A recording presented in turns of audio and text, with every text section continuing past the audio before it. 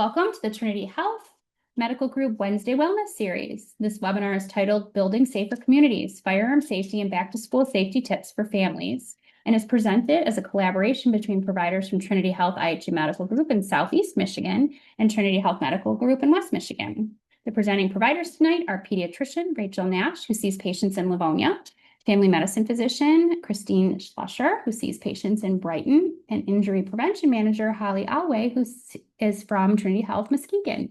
And I believe, Holly, you'll be kicking off tonight's presentation. Yes, thank you, Allison.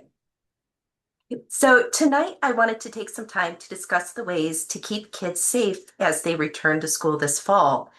There's no one-size-fits-all to approach to school transportation. Some kids will walk or bike, others are going to ride the bus, and many are going to school in private vehicles or carpools.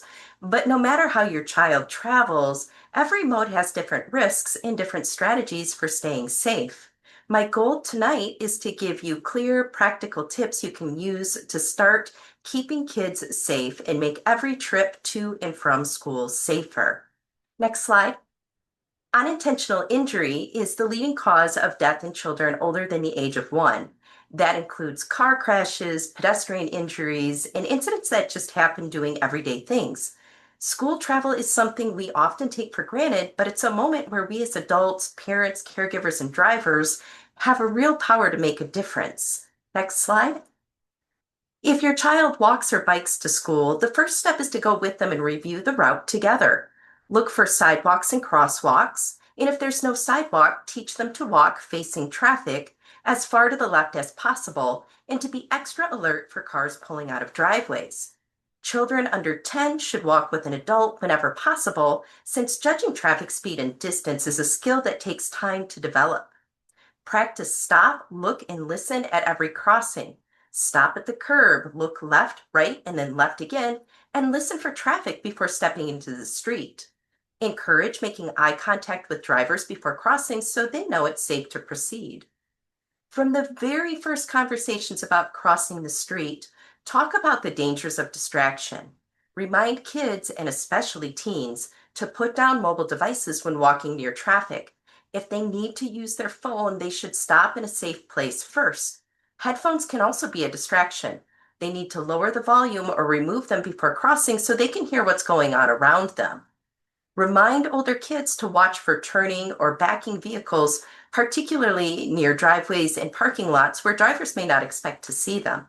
These areas are especially risky because cars can move quickly and unexpectedly. When biking, a properly fitted helmet is essential. The AAP recommends the 2-2-2 rule for fitting. The helmet should sit 2 fingers above the eyebrows. The strap should form a V under the ears, and only 2 fingers should fit between the chin and the strap. Helmets reduce the risk of head injury by up to 85%, but only if they're worn correctly every time. And finally, bright or reflective clothing and accessories help drivers see your child, especially in the early morning or at dusk. Reflective tape on backpacks or bike frames can also make a big difference. Next slide.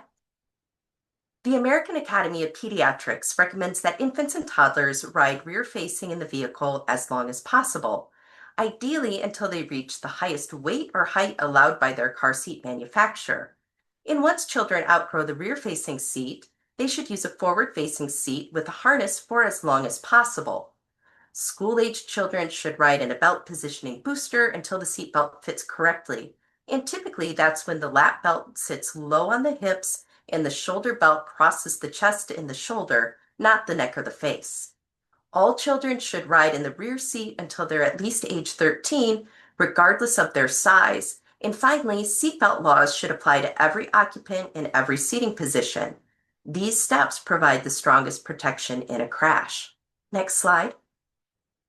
Michigan's child passenger safety law has recently been updated to better align with the AAP recommendations, keeping kids in each stage of protection for as long as possible. First, children must ride rear-facing until at least age 2 or until they reach the maximum height or weight allowed by their rear-facing car seat. This change recognizes that rear-facing is the safest seating position for a child's head, neck, and spine in a crash. Next, once children outgrow the rear-facing seat, they move to a forward-facing seat with a harness, and they need to stay in that harness until at least age 5, or they've reached the seat's maximum height or weight limit. Booster seats are still required until a child is 8 years old or 4 foot 9 inches tall, whatever comes first. That part of the law didn't change, and it's important because boosters ensure the seat belt fits a child correctly. Finally, children under age 13 must ride in the rear seat if one is available. This rule provides extra protection by keeping kids away from front airbags and closer to the safest area of the vehicle. Next slide. Morning and afternoon pickup lines can be chaotic, but they're also some of the highest risk times of the school day, so slowing down and staying focused is key. Avoid distracted driving. Put the phone down, finish the coffee before you pull in, and keep both hands on the wheel. Follow your school's specific traffic plan, even if it seems like a longer route. These procedures are designed to keep kids safe. Never double park or let your child out of the street where drivers may not see them. Always use the curbside for drop-off. And make sure kids stay buckled in their seat belts or car seats until the vehicle's completely stopped and it's their turn to get out. Unbuckling too early can put them at risk if the car moves unexpectedly or another vehicle comes close. At pickup, watch for children crossing between vehicles and be ready to stop. Stay patient. Other families are counting on you to help create a safe environment for all. And remember, your kids are watching how you handle these moments. It's really a great opportunity to model safe and respectful behavior. Next slide.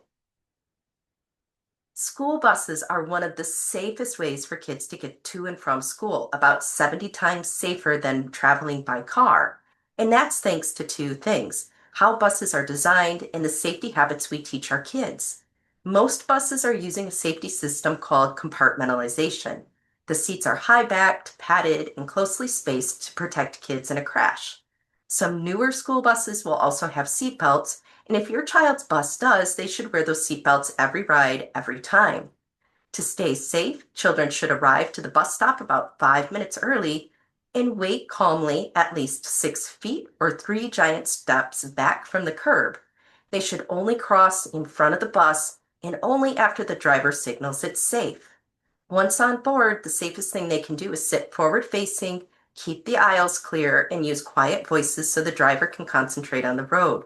Small habits like these, waiting safely, crossing carefully, and sitting properly, can make a big difference every single day. Of course, even if kids follow every one of these safety rules, their safety still depends on what drivers around the bus do, and that's where the rest of us come in. Next slide. The other side of school bus safety is on us as the drivers. If you see a school bus with its red lights flashing and the stop arm extended, you must stop at least 20 feet away from the bus. This applies on city streets, rural roads, multi-lane roads, unless you're traveling in the opposite direction on a divided highway with a physical barrier. Those flashing red lights mean children are getting on or off, and they may be crossing the street. Kids can be unpredictable. They may run to catch the bus, they may drop something and dart back into the road, or step out suddenly. Stopping gives them the space and the time they need to reach safety. In Michigan last year, there were 73 crashes at school bus stops where the lights and stop arm were activated. 31 of those crashes resulted in injuries, and some were life-changing. The fine for passing a stopped school bus can be up to $500, but the real cost can be far greater. As drivers, we can help by slowing down in school zones, watching for kids between parked cars, and being alert to crossing guards and safety patrols. Yellow lights mean get ready to stop, not speed up. A few extra seconds of patience behind the wheel could save a child's life. Next slide. If your child is a teen driver or even rides with one, it's critical to understand those risks. Car crashes are the leading cause of death for teens, and most of these crashes are preventable. In Michigan, we have the graduated driver licensing law, and that's designed to reduce the risk by phasing in driving privileges. Level 1, or the learner's permit, teens must drive with a licensed parent, guardian, or designated adult over the age of 21. At Level 2, teens can drive without supervision, but there are some restrictions: no driving between 10 p.m. and 5 a.m. except for work, school, or with a parent, and no more than one passenger under 21 unless they're accompanied by a parent or the passengers are immediate family. And level 3 is the full license, and that's granted after the safe completion of level 2, usually around the age of 17. As parents and caregivers, you can build on these rules by setting your own clear expectations. Programs like checkpoints can help you and your team create a driving agreement with specific rules. Things like no phone use, no eating, and seat belts for every passenger every time. These agreements give you a written plan you can refer back to, and they help teens understand that driving is a privilege tied to responsibility. And practice driving with your teen as much as possible in a variety of road conditions and times of day. Most importantly, model the safe habits you want them to follow because they're paying attention to how you drive even when they're in the passenger seat. Next slide. To wrap up this first section, here are the big points to remember. Start safety habits early and model them every time. Your child will follow your example. Know the rules for each way your child gets to school, whether that's walking, biking, riding the bus, or being driven. Each mode has its own risks and strategies for staying safe. Make a family transportation plan so everyone knows who is picking up your child, what to do if plans change, and how to handle emergencies. Use tools like our cartoonversation books, which are safety themed cartoons with conversation guides, to make these safety conversations easier and more engaging for your kids. And remember, you don't have to do this alone. There are excellent resources like healthychildren.org, Safe Kids Worldwide, and the Michigan Office of Highway Safety Planning that can help you put these ideas into practice. Of course, the trip to and from school is just one part of keeping kids safe during the school day. Another important area is making sure they're safe wherever they spend time, especially when it comes to firearm safety and safe storage. To talk more about that, I'll hand things over to Dr. Nash. Thank you, Holly. That was a great overview of a lot of different things. So we're going to switch gears a little bit. We're going to be talking a little bit more about safe firearm storage and how we can help prevent injuries in this realm, which is a very important thing to discuss. So many of you may not know, but firearms are actually now the leading cause of death for American children. And actually young adults as well, up to age 24. So it was motor vehicle accidents, but firearm injuries have now surpassed motor vehicle accidents as the leading cause of death for children. So, and when we think about this, a lot of what makes the headlines is about,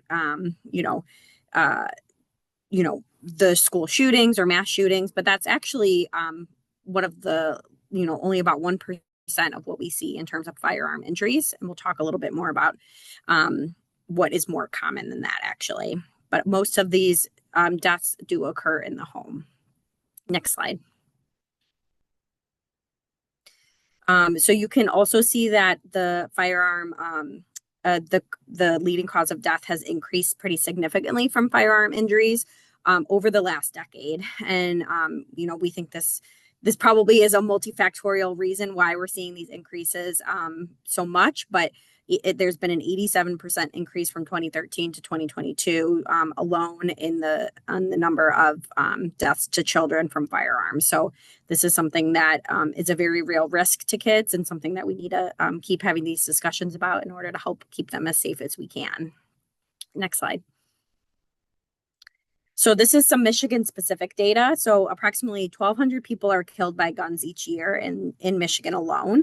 As you can see here, the majority of these injuries are from suicides and homicides.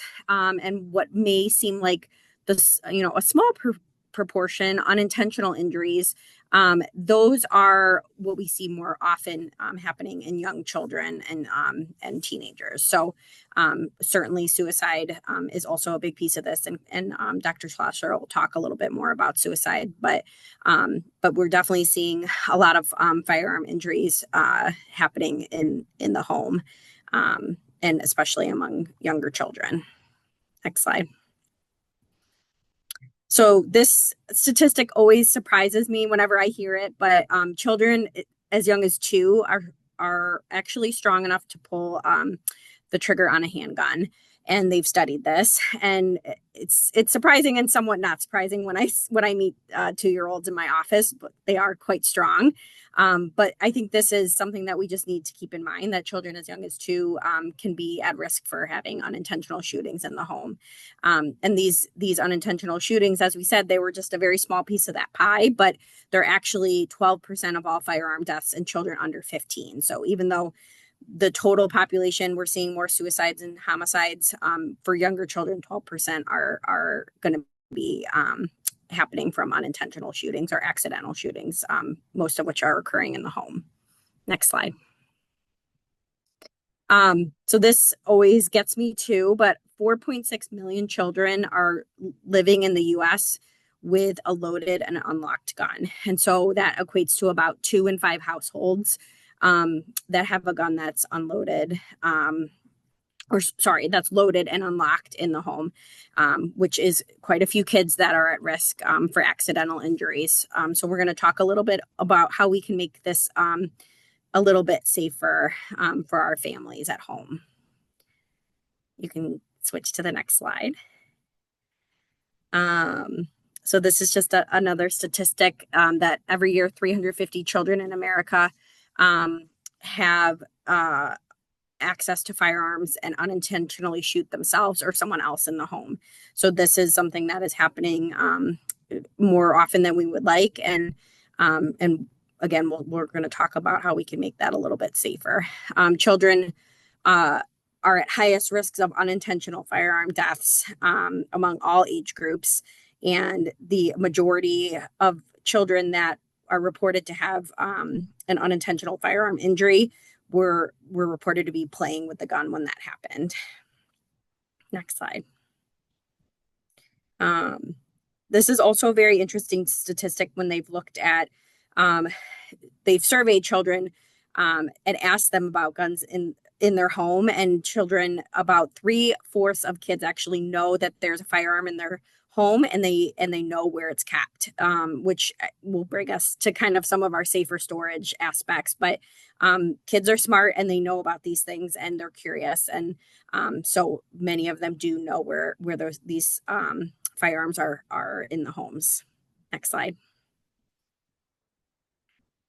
So we're going to go through the Be Smart, which is an acronym, and we'll go through that a little bit today. But the organization Be Smart is a really great organization.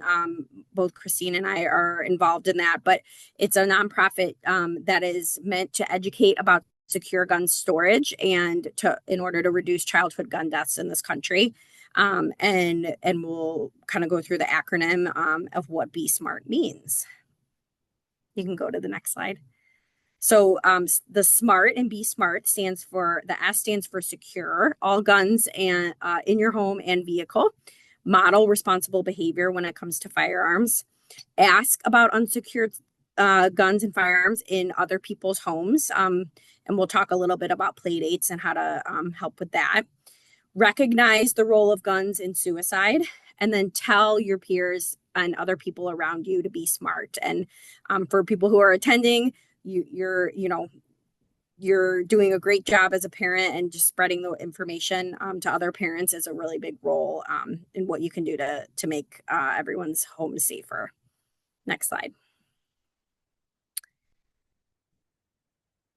So the S stands for secure guns in both homes and vehicles. And so as we talked about, many homes have children have guns there that are stored unsafe. So what exactly does safe storage look like? So that would be that a gun is stored without the ammunition, and it is stored in a safe lock. And Christine will talk a little bit more about the different types of locks that are available. But the gold standard is that you have the gun unloaded, remove all ammunition, that it is locked in either a safe or a locking device, and that the ammunition is stored separately from the gun. So they should never be stored in the same exact place, just because that allows for easier access if a child were to find that. So again, unloaded, remove the ammunition, lock the gun with some type of lock, and then store the ammunition separately. Those are kind of the main tenets of safe storage when it comes to firearms in the home. And just remembering that hiding the gun, as we found in that survey, many kids know where these guns are being hidden, so that doesn't really account for it being stored safely. Next slide. I already kind of went through this. This is kind of the main tenets of secure storage. And we know that this works. And I think that's, a big piece of it is, we don't want to do things if they don't work, but this has been studied. And we've seen that in homes where both with a firearm and ammunition are stored safely, children have a 78% lower risk of self-inflicted firearm injuries and an 85% lower risk of unintentional injuries when you follow these tenets. So we know that this works. And then another study kind of estimated how many lives would potentially be saved by safe storage, and they said that about 1/3 of suicides by firearms and unintentional deaths could save up to 251 lives a year. So we know that this can be something that can save lives, and even one life of a child saved in my mind is worth it. So thank you. And now Dr. Schloesser is going to talk a little bit more about the specifics with storage, and then some, as well as some laws in Michigan related to firearm storage. Thank you, Rachel. So it's important to know that not only is secure storage really important for keeping our kids and teenagers safe, but it's actually a law now in Michigan. So this is a law that went into effect in 2024 that if there are any minors in your home or in your vehicle and there is a firearm present, that firearm must be either stored in a locked box or container, or at least unloaded and locked with a locking device. And failure to do so will result in misdemeanors and potentially jail time. And unfortunately, in Michigan, we've already had several cases where this has been true. There are so many options for storing your gun safely that hopefully you can find one that works for your family. There are really large full-size gun safes that are super heavy. You really can't move them. They can hold multiple firearms. They can hold really large firearms, like are used for hunting, for example. You can put them in a closet or in your basement. And then there's smaller options like this lockbox or locker that you see here that are portable. A lot of Americans have firearms in their cars, and it's important to know that there's safes specifically for cars. So there are gun safes that go into the console or the middle portion by the front seat. There's also gun safes that are meant to be stored underneath a seat. And that's really important too, because many guns are stolen in this country from cars. And often those firearms are then used for unsafe purposes. And many people will break into cars looking for guns. And so, those gun safes are important if you have a gun in your car, not only to keep kids safe, but also so nobody else takes your gun. And then there's also, again, smaller options like locks that go onto triggers.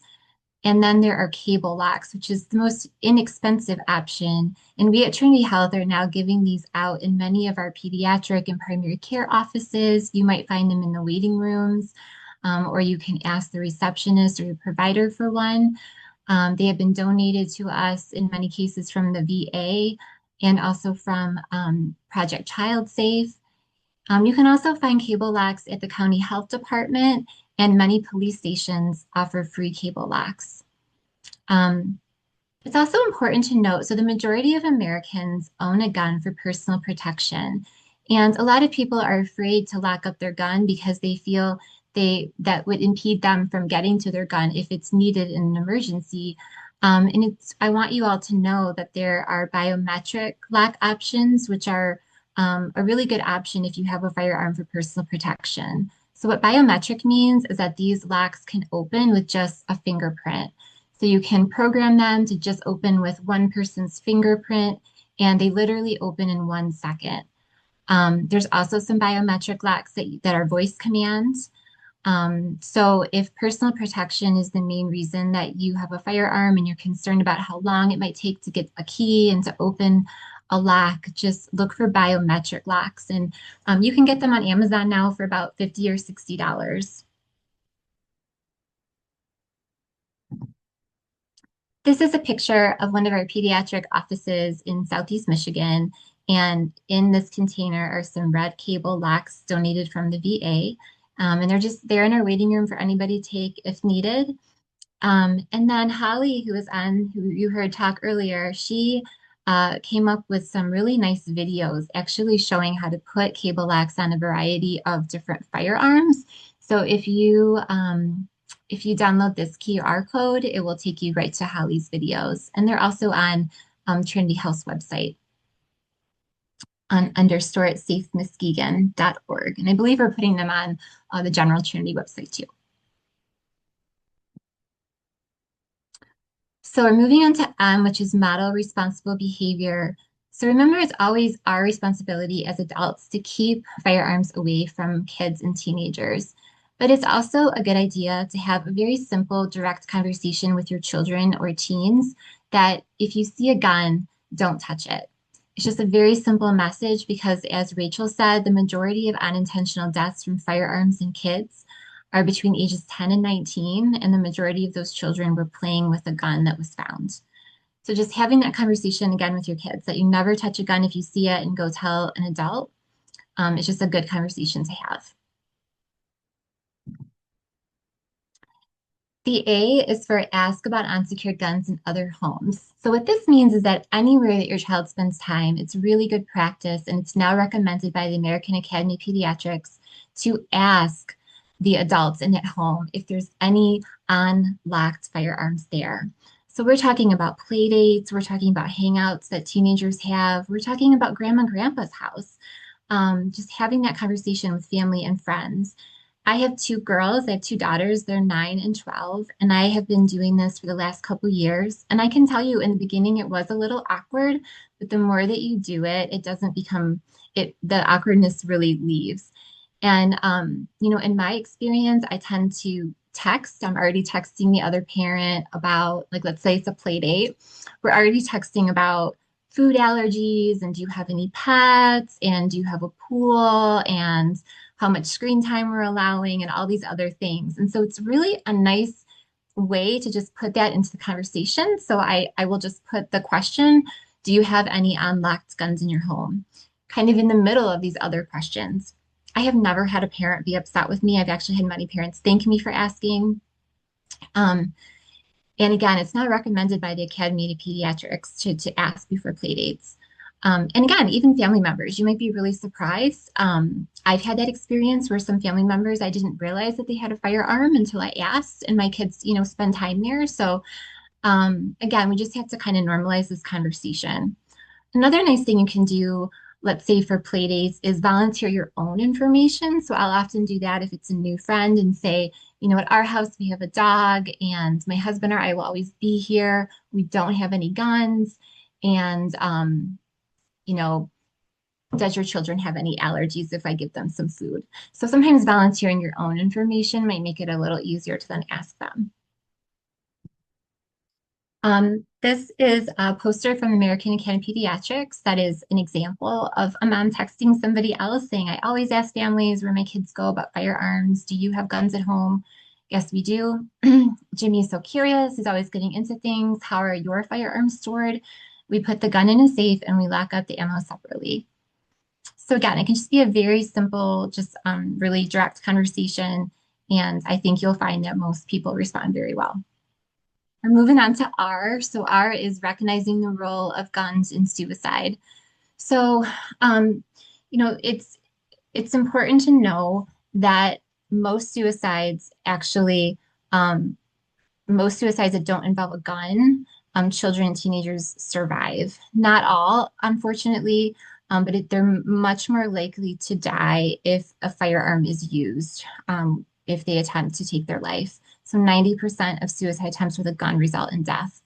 Again, much higher fatality than any other method that might be used. And in Michigan, 58% of gun deaths are suicides, which is up significantly from 2011. And 41% of children or teenagers who take their life by suicide, it involves a gun. And it's also important to remember that teenagers, especially, are very impulsive. Their brain is still developing in that area, and they may not even have a history of depression. But something bad happens that day, and they have this impulsive thought to end their life. And if an unlocked firearm is available to them, that's a really scary situation. The vast majority of childhood suicides occur within 1 hour of even starting to have the thought of ending their life. So in less than an hour, they can go from having that thought to acting on it. And in 2 out of 3 cases, when a child or youth um, uses a family member's firearm to take their life by suicide, the firearm was kept unlocked. As Rachel pointed out earlier, we know that just by locking up your firearm, that can reduce teenage suicide deaths by at least 1/3. Another statistic, a survey of high school students found 20% had seriously considered attempting suicide within the last year. And one study showed 41% of teens in gun-owning households report having easy access to the guns in their home.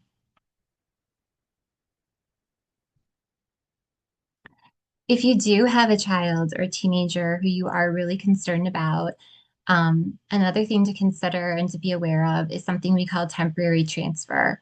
What this means is that you have your firearm in the home temporarily removed and ask a friend or a relative or the police department, basically somebody else to hold onto this firearm temporarily to keep your loved one safe. And this could be for, teens or adults in your life. I know the Washtenaw County Police Department will hold temporarily personal firearms for this purpose. And of course, if you are giving your firearm to a friend or family member, just make sure it is securely stored so that their house is not at risk.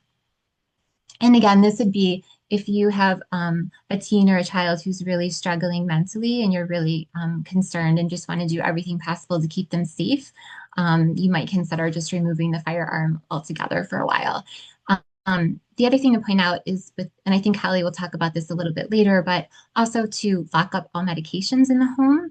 Medication overdoses are very common among teenagers. And so for that reason, especially if you have a child at risk, we recommend you can use some of the same lock boxes that are used for firearms to lock up medications. And then I'm not going to go into too much detail about this, but just so everyone's aware, this was a law that was passed in Michigan as well and went into effect last year. Some people call it the red flag law. The official name is the Extreme Risk Protection Order law. And what this is it allows family, the police, medical professionals, and some others to petition the court to temporarily remove the firearms of someone who has become a significant threat to themselves or others. So, in children or in teenagers, this might come into play if, let's say, they have, half their time is spent with mom and half their time is spent with dad, for example, in another home. And if this teenager is really at risk for self-harm, and maybe that there's a firearm in the other home, and that person who lives in that home is not willing to lock up the firearm or is not willing to consider transferring it to somebody else for a while, and you're really worried about your child, you could, for example, file this order. And it's reviewed by a court, and they decide if the firearm will be removed or not. And it's temporary, so it's up to 1 year, but it can be renewed at that time. So just wanted everyone to be aware that this is a law now in Michigan for minors and for adults. And then Rachel already touched on this, but the T is just talk about this to your friends and family. Let's make this a normal conversation, normal thing people talk about. It's all about keeping our kids safe.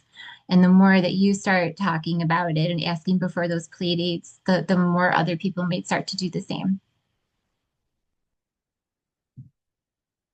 You can also talk to us. So firearms are now considered, firearm violence is now considered a public health crisis. It was declared a public health crisis by the US Surgeon General in 2024. And we're actually starting to talk about this in the office as well. So it is our goal that all well child checks at Trinity Health, that providers will be bringing this up and making sure that if there's any firearms in their home, that they are securely stored, and talking to parents about secure storage.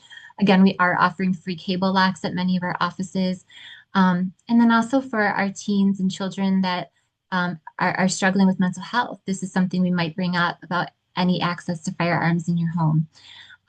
This is all for the safety of our patients, and we want you to be comfortable asking us too if you have any questions on this topic. This is definitely within the realm of medicine at this point.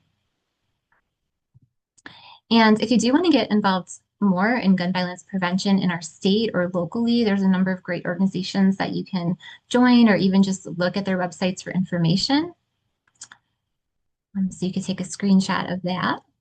And with that, we're going to move on to another topic that Holly will present about after-school safety. Thanks. So Christine and Rachel just talked about how important it is to ask about firearms when kids are going into other people's homes. And that same principle applies to many other safety risks. So for many families, after school means kids go to grandma's, to a neighbor's, or to a sitter's home. But these homes might not be set up for child safety, and even well-meaning caregivers may not follow the same rules that you do. So in the next section, I want to look at simple, respectful ways to talk with other caregivers and parents to reduce risks so your child stays safe no matter where they spend time after school. Next slide.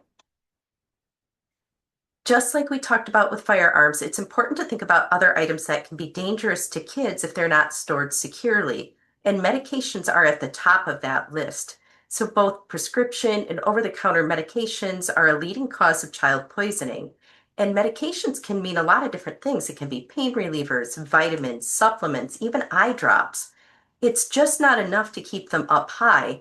Kids are natural climbers and they're curious, and their hands can get into more than we think is possible. So the safest option is to store medications in a locked container or cabinet.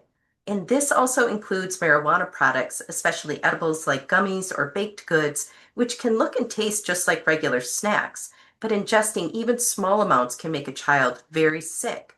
So if your child is going to another home after school, ask where the medications and marijuana products are stored. This really isn't about judging someone's choices, it's about making sure everyone understands how to keep kids safe. And don't forget about those on-the-go items like purses, backpacks, or pill organizers that can often be left out on counters or tables. A quick, respectful conversation can help make sure these items are out of sight and out of reach. Next slide. Fire safety is another important area to check when your child spends time in another home. Start with the basics. Ask if there are working smoke detectors on every level of the home, especially near sleeping areas. Smoke detectors should be tested monthly and have batteries replaced at least once a year. It's also important to know if the home has a fire escape plan and to teach your child what to do if there's a fire, even when they're not at home. That means knowing at least 2 routes out of the house, avoiding elevators, and going to a pre-planned meeting spot outside. Remind your kids never to go back inside for belongings or pets. Taking a few minutes to cover these points with other caregivers can help ensure your child is prepared. And in an emergency, preparation saves lives. Next slide. Beyond medications and fire safety, there are other hazards that we need to think about when our kids are in someone else's home. Cleaning supplies and household chemicals, things like bleach, detergents, and dish pods, all of these should be stored out of reach and preferably locked away. Even small amounts can be harmful if they're ingested or splashed in the eyes. Firearms are another important topic which Christine and Rachel covered. The safest storage is unloaded, locked, and with ammunition stored separately. Even if you've already asked about this, it's worth confirming before your child spends time in a new environment. Pools, hot tubs, and even decorative water features like fountains or koi ponds can pose a drowning risk, especially for younger kids. Ask about barriers, covers, and supervision plans. And finally, pets. Even friendly animals can bite or scratch if startled, and allergies can flare up quickly. Make sure your child knows how to interact with animals appropriately and that caregivers are aware of any allergies or fears. Again, a quick, respectful conversation about these topics can go a long way towards preventing accidents and making sure your child's after-school environment is as safe as possible. Next slide. Technology and screen time might not be the first thing you think of when it comes to after-school safety, but it can be just as important as physical safety. When kids are in someone else's care, they may have access to devices, internet connections, or apps that are different from what you allow at home. Start by asking caregivers about their screen time rules and supervision. Do they allow video games, streaming, or social media? Are there parental controls or filters in place? Knowing ahead of time helps you set consistent expectations with your child. The American Academy of Pediatrics recommends co-viewing whenever possible, keeping devices in shared spaces and setting limits on screen use. This helps protect kids from inappropriate content and unsafe online interactions. And talk with your child about what to do if they see something that makes them uncomfortable or if someone online asks for personal information. Make sure they know it's okay to come to you or another trusted adult right away. And finally, remember that screen time includes handheld gaming devices, smart TVs, and even borrowed phones or tablets. If it connects to the internet, it's worth having the conversation. Next slide. Having these conversations with other caregivers can feel awkward at first, but they're really important. The key is to frame them around your child's safety, not as a judgment on how someone runs their household. You can start with a shared goal. I know you care about keeping the kids safe, and I just want to make sure we're on the same page. And then you can ease into the questions naturally, like you would when talking to a babysitter or daycare provider. Sometimes it's easier to make these questions part of a bigger conversation, like Christine mentioned. For example, talking about emergency contacts or your child's allergies can lead into asking about smoke detectors, pets, or screen time rules. If you're asking about something sensitive like firearm storage or marijuana products, you can frame it in a universal way. We ask everyone this, no matter whose home our child is in, so it doesn't feel targeted. And finally, keep it conversational and positive. Most caregivers will appreciate your attention to safety, and you might even encourage them to think about things that they hadn't considered previously. Next slide. At the end of the day, safety is about caring enough to take action, asking the right questions, teaching your child what to do, and making sure the places they spend time are as safe as they can be. The more we talk about these topics with kids and other caregivers, the more we build a shared commitment to keeping children safe. Using tools and resources from trusted sources like Safe Kids Worldwide or the American Academy of Pediatrics can make these talks easier and more engaging for kids and can help you reinforce important lessons over time. It's not about telling other people how to run their home. It's about working together so every child has a safe, healthy environment where they can grow and thrive. With that, I believe we're going to open it up to questions. Is that correct, Allison? Yeah, sounds right. Awesome. So thank you three for presenting. And now we will take some questions. So if you have a question you'd like to ask, you can type it into the Q&A feature, which you can find at the bottom of your Zoom screen. And it looks like there is one in there. And I think Dr. Nash, maybe you added a link for that particular question, but I'm going to pose it here just so anyone who can't see the questions can hear what you have to say. So this person is asking for resources to help with some of these tough conversations about firearms medications. I know you just gave a couple good conversation starters, but are there other resources that you will kind of go to for those types of conversations? Well, I certainly think, Be Smart that Christine and Rachel referenced is a great source for those conversation starters. The American Academy of Pediatrics has some really excellent resources on a variety of topics. I can't think of one that isn't covered in their, was it Healthy Kids? Is that the website? So Safe Kids Worldwide is another great source of information. There are so many resources available, and I don't know, Christine and Rachel, if you have other sources. Yeah, no, I like Healthy Children. Yep, healthychildren.org is the American Can Pediatric one. Rachel, do you have any other ones? Yeah, those are, I would say the Smart website has tons of resources for kind of having these conversations and outlines kind of how to talk about them, mostly for for firearm storage, but I think a lot of it could be transferable to other safety topics. And yeah, I think the AAP Healthy Children's website is a great resource if you're looking for how to kind of approach those conversations. But I think also, as Christine said, I think it also just takes practice, and like, even when we talk about some of these safety topics in the office, it just takes practice and having those conversations, and in terms of they get a little easier the more that you talk about these things, and once they're, I think, more normalized, then the conversation becomes a little bit easier. And what about using your friends or family as resources too? So maybe if you know someone who will understand or is more like-minded like you, and you can kind of bounce off conversation starters off of each other, is that something that you or any of your patients have maybe found helpful? Yeah, no, I think that's a good point. I mean, as I mentioned, when I was speaking, I've had family members that my kids have spent the night at their houses, and before I got into this, before I learned myself about secure storage, I wasn't asking, and so having those conversations with family members was probably easier than when I started asking before play dates and some people that I don't know very well. So yeah, that would be great sort of practice, and also just a good thing to do anyways, is maybe to ask family members if your children are spending time there, if they have any firearms, and if they do, if they're locked or not.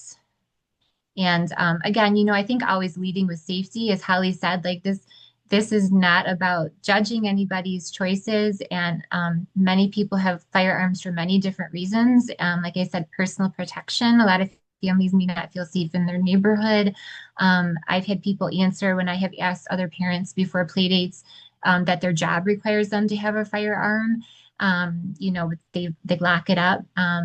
But yeah, so just, always approach it from that safety lens. And that's where you're coming from, is keeping your kids safe. And yeah, I think as Rachel said too, like just the more you do it, it will become more natural. And it sounds like you've had very good luck in having some of those conversations with friends' parent or your children's friends' parents. Do you have any advice for what to do if maybe those conversations don't go well? If the person is upset or insulted or angry, or because as a parent, of course, we don't want to create a stressful situation for our child at school or among their social groups, but what can you do if you sort of see it start to go sideways? Yeah, I mean, I think the key is really prevention of that. So kind of the techniques that we were talking about, kind of asking that question along with other safety questions. So you're not like singling out that one question. And then as Holly said, kind of framing it in the beginning, like this is something that we ask everybody. You can also, please feel free to say, the American Academy of Pediatrics now recommends this question be asked before every play date, or my physician recommends asking this. So you can also kind of put it on us in healthcare. It is recommended, I will say, that if somebody has a firearm and they tell you it is not locked, that you shift the play date or the hangout to your home. And ideally, as Holly said, maybe that will get somebody else thinking about, oh, maybe I should be, securely storing my firearm. Maybe they didn't think about it before. But yeah, I think prevention is key. If somebody were to get upset, again, I would go back to, this is something that we ask everybody in order to keep our kids safe. My doctor told me it's now the leading cause of death for kids in our country. Just kind of those, just going back to sort of the same kind of phrases we would use in the beginning for prevention. And you talk about meeting in or having the play date maybe in your home instead. Is it possible too to maybe like if you're feeling just a little bit uncomfortable, even if they give you the right answers, or if it just doesn't feel like a place you want to leave your child alone because maybe you don't know the situation well enough, whatever it might be, have you had parents, or have you had luck yourself maybe meeting in a park for the first couple play dates or something like that where you're sort of involved and it's in a neutral place? I love that. And I've done that. Yes, I have done that with families that my children has met this other child at school, and I just have no context as to who their parents are. Yes, so I think that's a really great suggestion. And a lot of times that will allow you to get to know the parents as well. I've also had it happen to me where my daughter wanted to have a friend over that she met from school, and her mom actually reached out to me and said, "Hey, do you mind if I actually come to your home with my daughter and we can like have tea, and just kind of chat?" And you know, I think at the time I was probably feeling a little bit nervous, like I wasn't planning on hosting another adult, but it actually ends up being lovely. And, we got to know each other. And then I felt more comfortable when my daughter went to her house as well. Awesome. Yeah, that's a great suggestion too. Okay, then we have a question about bike and bike helmet checks. So are there places in the community that do bike or helmet safety checks to ensure kids are set up for success before taking off? So the resources really are going to vary by community. So within Michigan, there are a couple different places that I would look to. There are Safe Kids coalitions throughout Michigan, and a lot of times all of your bike safety events and resources will be coordinated through that. Trauma centers have injury prevention coordinators. That's what I am. So we often will have those bike safety resources. There are also a number of bicycling coalitions here in Muskegon. I work pretty closely with the Muskegon Area Bike Coalition. They help host the bike rodeos that we do. And at these bike rodeos, we check helmet fit. And we've also been lucky enough to have some funding. So if kids don't have a bike helmet, we can fit them for a brand new helmet at that particular event. So it really is about what's available in your community. But I would start with the Safe Kids coalitions. And you can go to Safe Kids Worldwide and click on Find a Coalition in my area to find your close contact. Okay, and when it comes to helmets, I know they can be very expensive sometimes. Do you have to spend the money in order to feel like your child is protected, or are there options that really are more affordable and do the job? Yeah, I would say with safety devices, so with bike helmets, with car seats, you can spend a little and you can spend a lot. But the big thing is to understand who the approving body is for whatever that safety device is. So for bike helmets, it is the CPSC, and to get that label, they must meet certain standards. So generally, you're safe if you go to a big box store or to a bike store. They're not going to have any helmets that don't meet that standard. But where it gets a little bit dicey is when you start purchasing from online retailers, because they can sometimes not be approved by whatever that governing body is. So you do want to be really careful. If you're going to shop online, make sure you're shopping from a reputable seller, that you're not shopping through a third party seller, and that the site is based in the US, because then you can be guaranteed that it meets those US standards. But you can buy a very basic bike helmet for I've seen them in stores for $10 to $15. That will do the job. And I do want to also point out, bike helmets are a one crash and done safety device, just like car seats. So if your kid had a big crash in that bike helmet, pitch that helmet and go get them a new one, because the helmet just isn't designed to take multiple impacts. Okay, that's great advice. And isn't that true with car seats as well? Yes, all of the car seat manufacturers will recommend, if you had any kind of a crash outside of, like maybe a little bump in the parking lot, that it's time to replace that car seat, even if the child wasn't in the car seat at the time of the crash. If that car seat was installed in your vehicle, they are going to recommend that you replace that. Most times in your auto insurance will cover that. But again, if that's not the case for you, or your insurance company's giving you the runaround, you can find a Safe Kids Coalition in your area, or a child passenger safety technician often has resources for reduced cost or free car seats in those events. Okay, and that's good advice too if you have older children, or you're doing like a hand-me-down helmet or a hand-me-down car seat, to remember some of those things, that it counts inside your family as well.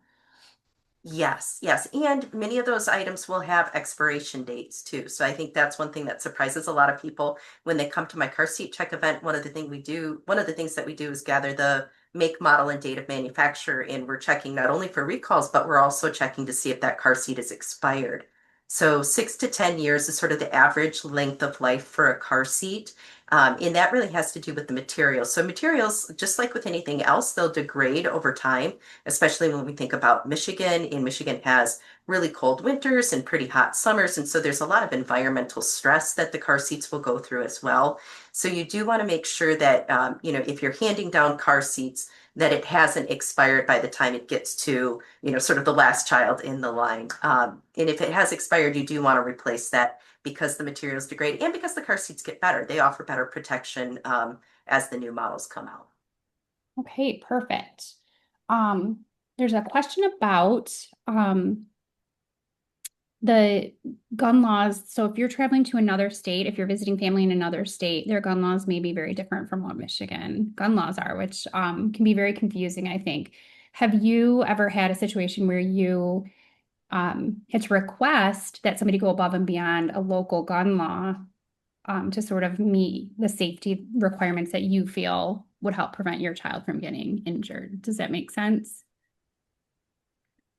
Is the question like if you're in another state and they don't have one of these gun laws, would you still? Yeah, so like Michigan passing the new law last year around safety for minors in the home.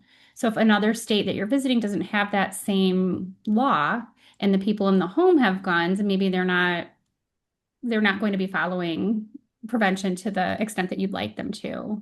Have you had a situation Okay, like I that? see. Yeah, so I think I think secure storage is important, like regardless of what the law is. Um, I think no matter where you're at, whether there's a law in place or not, that you're still asking the people that your children are staying with about the presence of any unlocked firearms. Um, so yes, I think secure storage is really it's really a safety issue. And now we do have a law that is trying to encourage people even more to follow secure storage. But regardless of the law, it just is you know, the the firearm and the child don't know where they're in terms of like the law or not. They can still get injured. So yeah, I'd say regardless, you need to have that conversation to keep your kids safe. Okay. Yeah. I think the laws vary quite widely across the country. And